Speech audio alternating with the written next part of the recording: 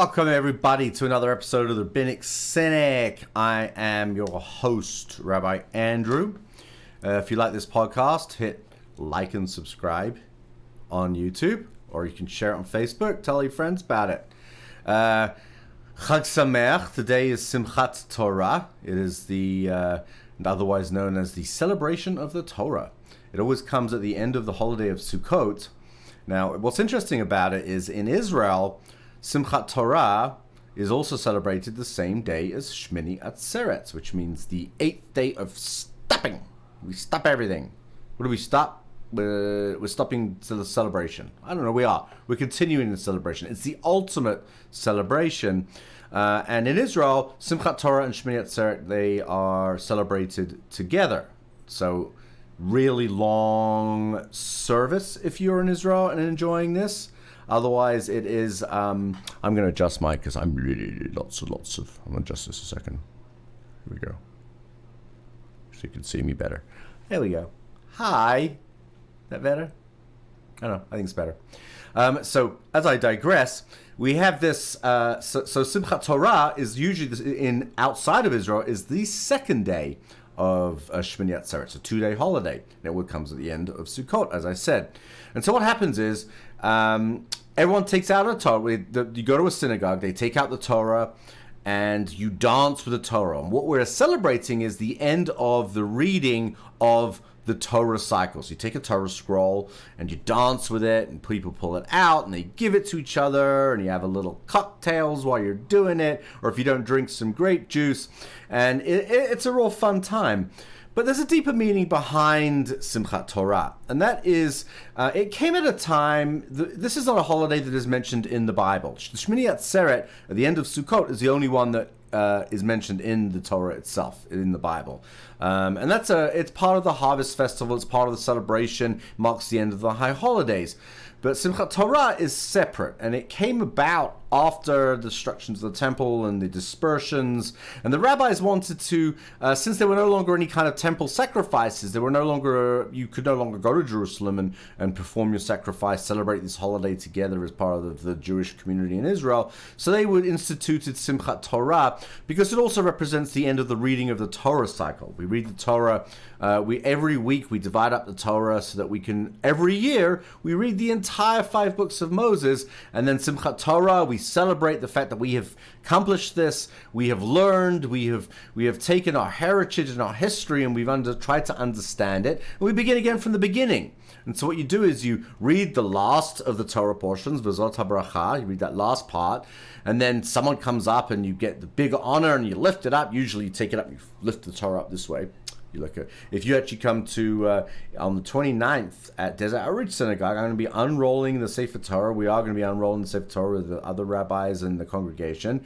And I'm going to do my little party piece, which is I go through the entire Torah really fast. All the stories really fast, and I just read a little bit of the excerpts. And so what we do is one person reads from the end and one person reads from the beginning. What does that mean? There's a continuity in Judaism. The continuity is that just because we finish something doesn't mean you can't go back and do it again. Every year, we get to learn something new from the Torah. We get to learn something new. There's new things that have happened in our life. There's new things that are happening in the world. And so it's important that we understand that we can bring our new experiences and how we grow as human beings together on Simchat Torah. And that's a great celebration to have. We celebrate the idea that we are beginning a cycle again, this cycle of intellectual understanding, of inner growth, of spiritual growth. All of this comes together on Simchat Torah. So I want to explain that. Why do we do it 2 days? Well, I explain that's to do with the Jewish calendar.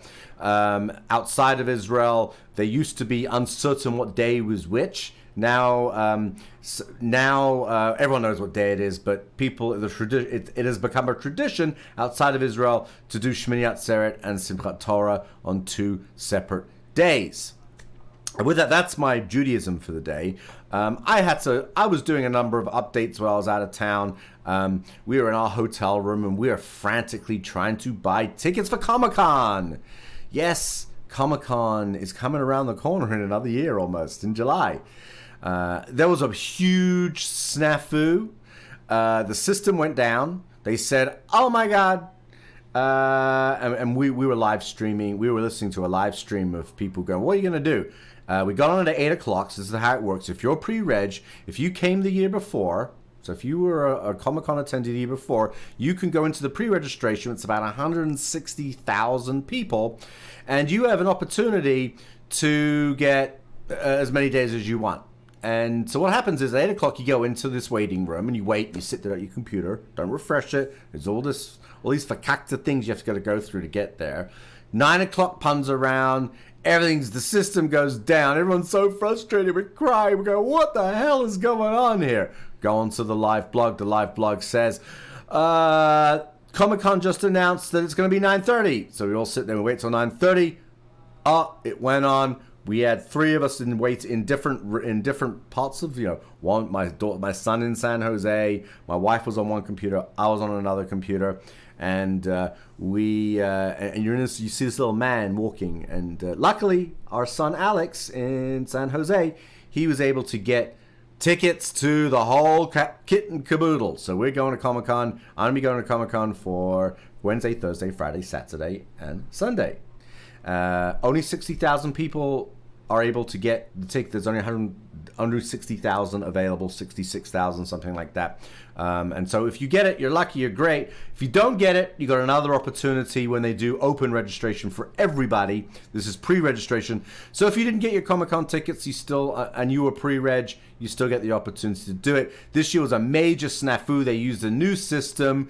It seems like Comic-Con never misses an opportunity to have technical glitches, which you would think for a convention about geeks that they would have their technology really down. But I'm happy to say I'm going to be going to Comic-Con this year, and I'm going to be reporting back. What did I see? What was going on? This was awesome. Last year was great, and I think this year is going to be even better. Maybe they're going to do away with some of their crazy COVID protocols, which actually helps you get COVID, which I don't quite understand that part.